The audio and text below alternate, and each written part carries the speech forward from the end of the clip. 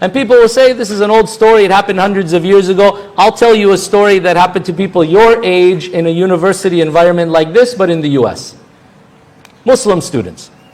This is a story I heard directly.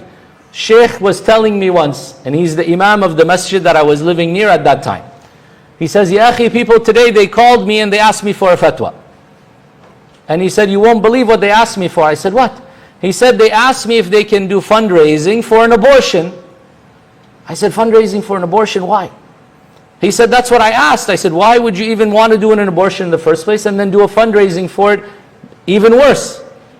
So he said, these Muslim students called me, they said, Sheikh, we have a Muslim student association on campus. And we have boys and girls in that club, and they get together on a regular basis to do work for the sake of Allah. This now becomes an umbrella for Shaytan to work under. Oh, don't worry, your intention is so pure, you are working for the sake of Allah. Da'wah, deen, Allahu Akbar.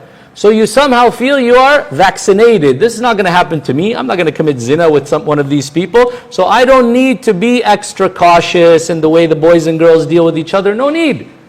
Why we have to separate the boys from the girls, or we say, oh, you need to dress modestly or talk modestly. None of that's needed. Why? Because we're working for the sake of Allah.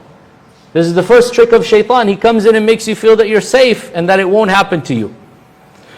So they said there was a boy and a girl in this group, and they were assigned to make some posters for events and do publicity and whatever it is, the usual things that I'm sure you guys are doing as well.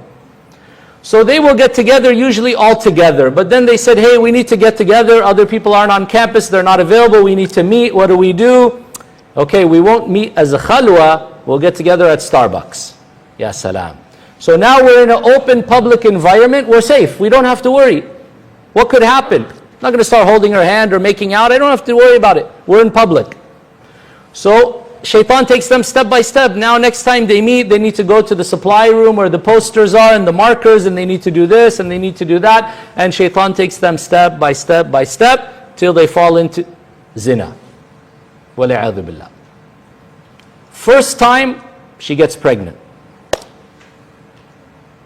And this now, listen to what happens next, is the warning and the reminder for our sisters. Because the biggest loser in this event is going to be the woman. They approached the man, they said, she's pregnant. He says, I don't know her.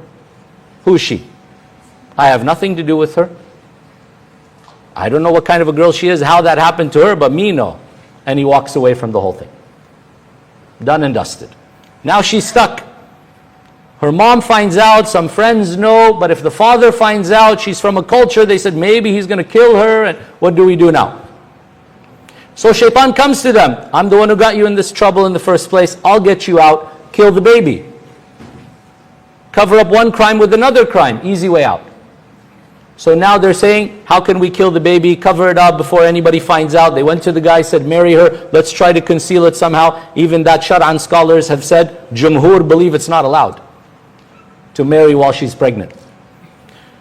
So look at this situation, how it took them step by step. So the sheikh didn't get involved, but he said later on, I found out they got the money and they did the abortion and so on. So what will happen now to that girl emotionally, physically, spiritually, psychologically? The man, of course, as well. But as I said, the bigger loser becomes our sister in that situation.